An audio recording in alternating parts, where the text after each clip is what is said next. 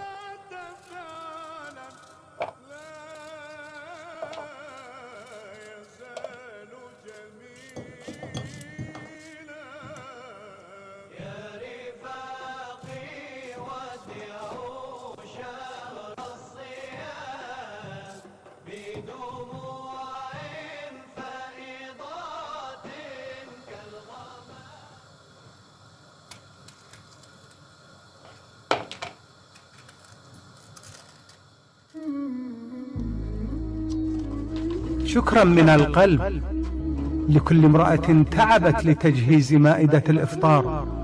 شكرا لكل أم، شكرا لكل زوجة، شكرا لكل أخت، شكرا لكل بنت. رمضان لا يكتمل بدونكن. اللهم جازهن بالحسنات إحسانا وبالسيئات عفوا وغفرانا. ما أعظم أجركن في هذا الشهر المبارك، فلكن أجر الصيام وأجر العمل وأجر إفطار صائم. اللهم جازهم عنا خير الجزاء، وارحم ضعفهن واروي عطشهن يا رب العالمين. وارحم ضعفهن واروي عطشهن يا رب العالمين.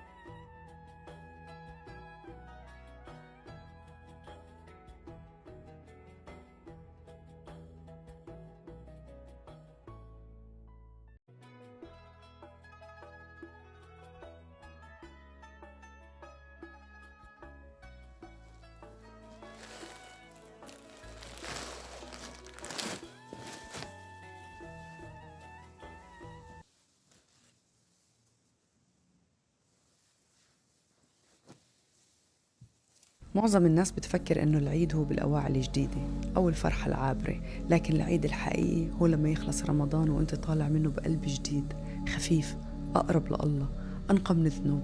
العيد هو لما تترك وراك كل شيء تقيل وتبدأ صفحة جديدة مليانة بالأمل والنية الصافية. اللي قدر يغير قلبه في رمضان وغير من عاداته واللي عاش الأيام هاي بقلب صادق هو اللي فعلا عيد. فمبروك عليك العيد، لأنك مش بس رح تعيد مع الناس، رح تعيد مع نفسك كمان، وكل عام وانت أكثر نقاء وقربا لله. شارك هاي الرسالة مع كل حدا خطر على بالك بهاي اللحظة، خليني يعيدوا عليك ومعك بأغلى هدية. قلب نظيف مستعد لبداية جديدة. كل عام وانت بخير.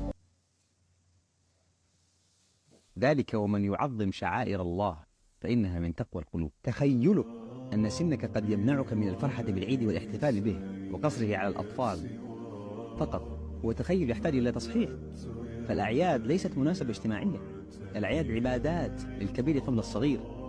البعض الآخر من الناس على الطرف الثاني من هذه المسألة قد يقولون الأعياد في بيوتهم منطوين على أنفسهم يشاهدون التلفاز أو يمضون الوقت في النوم. لم يخصص الله الأعياد لهذا الهدف، ليس لكي تتخذه عطلة لتستريح فيها وتنام، بل يجب أن تفرح وأن تظهر هذا الفرح.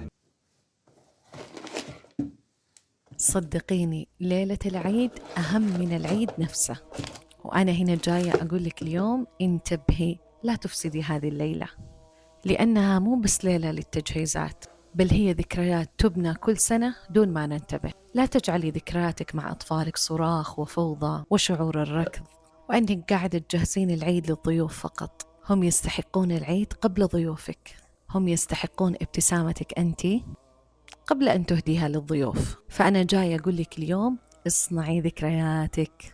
كل واحد بكرة بيكبر في بيته عيده، لكن ما راح ينسى أبدا أجواء ليلة العيد معك ومع عائلتك. لازم تكون لك طقوس رائعة وخاصة، ضحكات تملأ المكان، صناعة حلوى يشاركونك فيها، توزيع هدايا بسيطة بقدر الإمكان. أهم شيء هالليلة ما تعدي إلا وذكرياتكم الرائعة مطبوعة. دام سمعتي هالمقطع وطلع لك الآن، لازم تقررين تكون ليلة عيدك هادئة، وجهزي طقوسها من الآن. القهوة، المعمول، زينة البيت البسيطة. عائلتك أولى بالفرحة قبل الضيوف.